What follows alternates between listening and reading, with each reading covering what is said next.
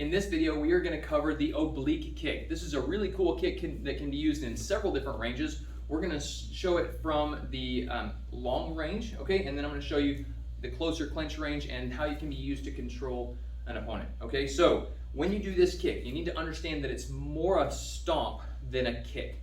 When we think about kicks, we think about things that go out or around and they're long and they're kind of flippy. This is more of a stomp, okay? But it's called an oblique kick because of the angle of your knee. So you're actually going to turn your knee out. Your knee and your toes are going to be at about a 45-degree angle, depending on the angle of your target.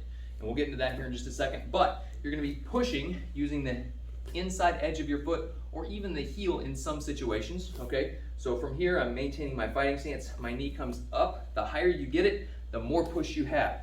Now, this is one kick where I want you to move forward with it and not fall, not an uncontrolled fall, but I want you to allow your weight to come into the kick. You're gonna land in this weird kind of like ballet fifth position thing, and that's okay, all right?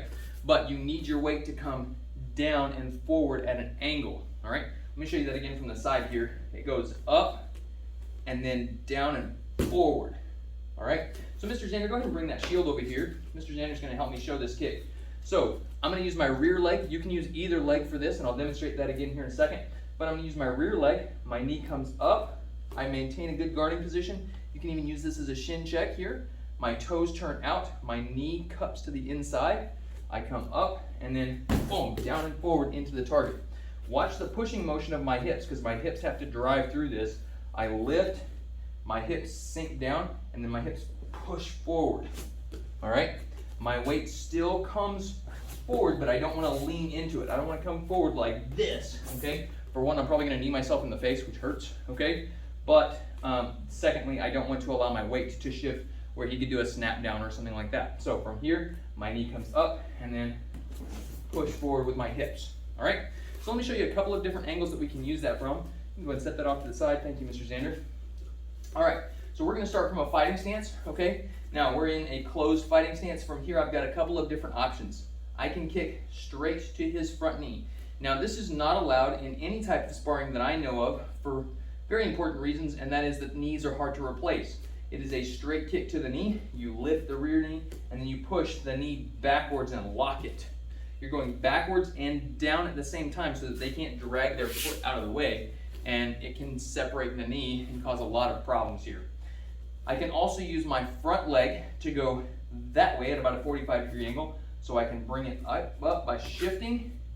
Knee comes out, and then boom, to the inside of the knee to off balance him a little bit. Also, if you get hit right in here, it does not feel very good. I can then take my back leg and go to the back leg as well. Boom, here, going to the inside of the knee. And depending on their stance, if they're really bladed, you can go to the outside. So go ahead and blade your feet that way. You can go to the outside of this knee here, okay, which is very painful. There's a lot of different angles that you can use this at. But like I said at the beginning of this video, it also has different ranges. So these are pretty close striking ranges here, but they're still at kicking range. What if we're in a clinch? So he comes in here, we're gonna go to a high clinch. From here, you can still use this kick, okay?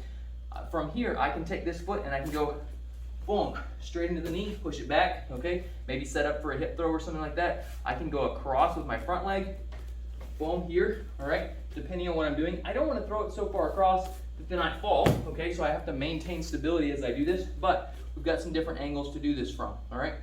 Now, I can also use this from the back. So say I've got him in a rear control position, okay? And then he's fighting me. Maybe I'm a police officer, or I've got a drunkle here who's in trouble and I need to get him to calm down. So I'm gonna put him on the ground. So I'm gonna grab shoulder, have him in maybe a chicken wing position. There's a lot of ways you can do this, but then I just take and use that oblique kick as a pushing strike. I'm not really gonna try to break him here. I'm just gonna push him to the ground and say, get on the ground on your knees, something like that. And that allows me to put my weight down through his knee and get him into a better control position. You can do that, go ahead and hop up. You can do that with a little bit more destructive force, but for the most part, when you have somebody's back like that, you don't need a lot of destructive force. You're just trying to get them into a better control position. So there's your oblique kick. Make sure that you're careful as you're training this. You can use maybe a tree trunk or something to practice it on rather than somebody's knees.